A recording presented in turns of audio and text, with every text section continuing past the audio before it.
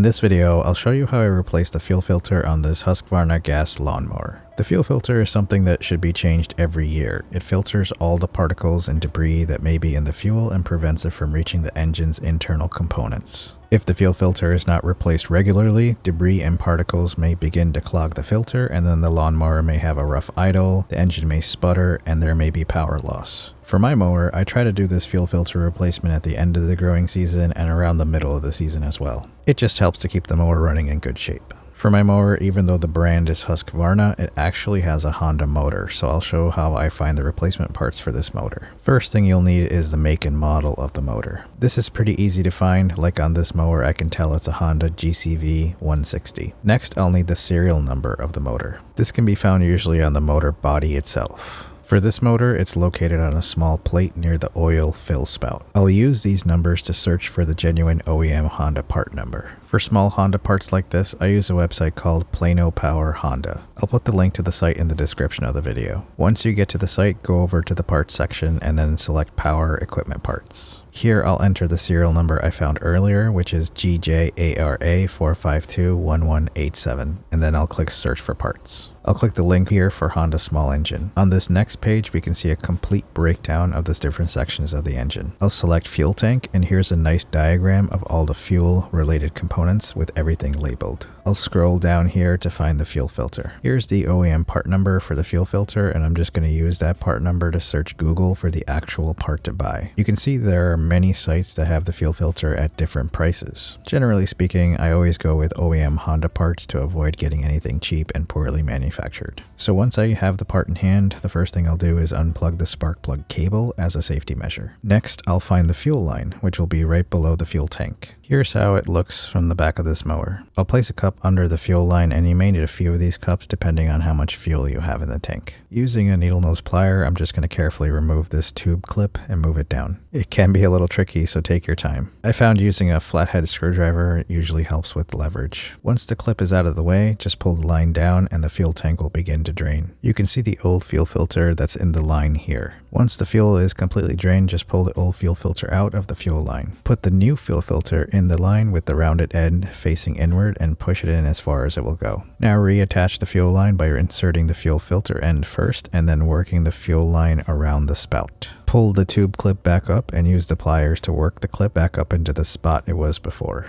Gently tug the fuel line to make sure it doesn't pull off the tank spout. Next, I'll fill the gas tank with some fuel and check to make sure there are no leaks around the fuel line. Looks good, so I'll add some more fuel and then reattach the spark plug cable. Let's try and start it up to see if there are any issues.